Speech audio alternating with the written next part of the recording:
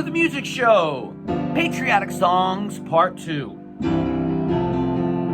In this video, I'm going to introduce to you the story of how the Star Spangled Banner was written. Now, the Star Spangled Banner and the story of how it was written was really interesting. However, for this story, I'm going to need to introduce to you the characters, the main characters of our story. So, our first character, who is the main character of the story, is a guy by the name of Francis Scott Key. Francis Scott Key was from Baltimore. He was a lawyer from Baltimore.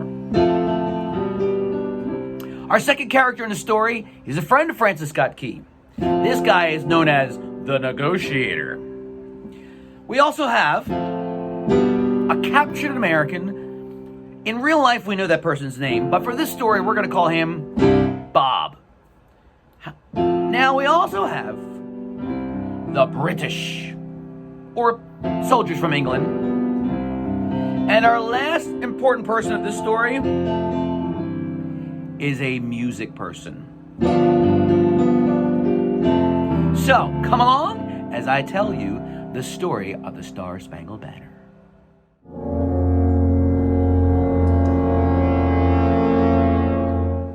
Welcome! Our story begins in the year 1814. Because, the British, they were in our country, and they were being big meanies, those British.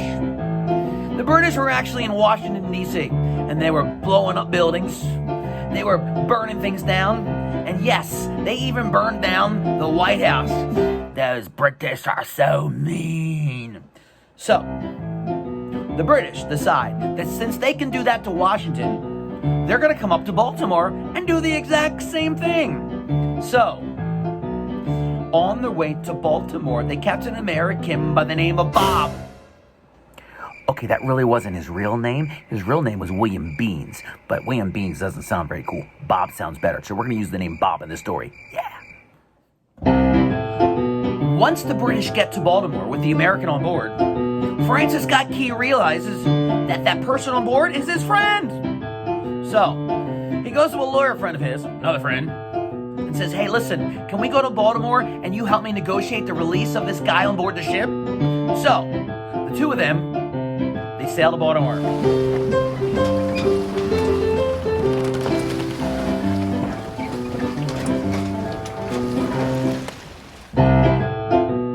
Once they're in Baltimore, Francis Scott Key says to his negotiator friend, dude, hey, listen, go over there to the British and try and negotiate the release of that prisoner.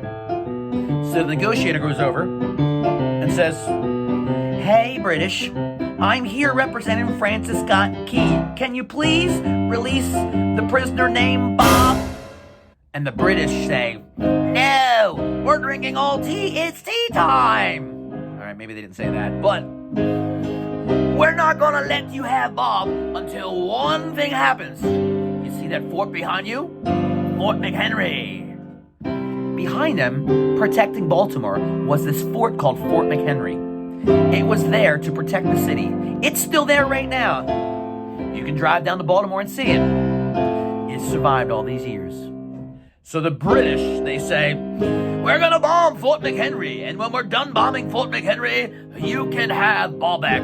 Oh, yes. So that night, the bombing of Fort McHenry begins. Oh, no. And Francis Scott Key, he realizes there's no way the Americans are going to win because the British, they outnumber the Americans. It was not even close. There were so many British and not that many Americans. And that American flag that's flying above the fort, it's going to be taken down, and the British flag is going to be up there.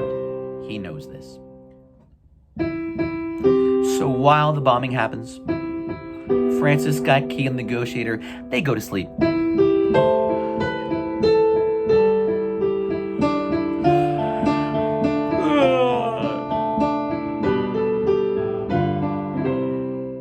And when they wake up in the morning, Francis Scott Key looks out the window of the boat, and there's a lot of smoke, and he's expecting to see the British flag above Fort McHenry, and he's really expecting to see Fort McHenry not even be there, and lo and behold, Fort McHenry is still there, and the flag is still there, and Francis Scott Key can't believe it. The Americans somehow won. And Francis Scott Key gets so inspired, he looks around, he can't find anything, and then he reaches in his pocket, he finds an envelope and a piece of paper, and he decides to write some words. Because he's so inspired, and he writes, "Oh, say can you see, by the dawn's early light, what so proudly we hailed at the twilight's last gleaming." He just writes those words down because he was inspired, yeah. So Francis Scott Key and the negotiator, they sail back home. When they get home, Francis Scott Key says, "I gotta do something with these words." So he takes the words to a music person. And the music person listens to his words. And the music person says, "You know what? I heard this old song one time. It was called To Anacreon in Heaven," or the Anacreon song. And it goes like this. To Anacreon in heaven, where he sat in full glee, a few songs. And Francis Scott Key says, "You know what? If we borrow this song and we take out the words and we put in my words instead, I wonder what it would sound like." And this is what it sounded like. Oh, say, can you see why the dawn's early light? What so proudly we hailed at the twilight's last gleaming. And Francis Scott Key says, "You know what? Those words fit perfectly. Let's keep it." And that, my friends, is how the Star Spangled Banner was born. Yep. Our Star Spangled Banner has someone else's music in it. So, that's it. I'll bet if you look back in time and you find some other old songs, there's a possibility there could be some other stolen music involved. Anyway, thanks for watching on The Music Show.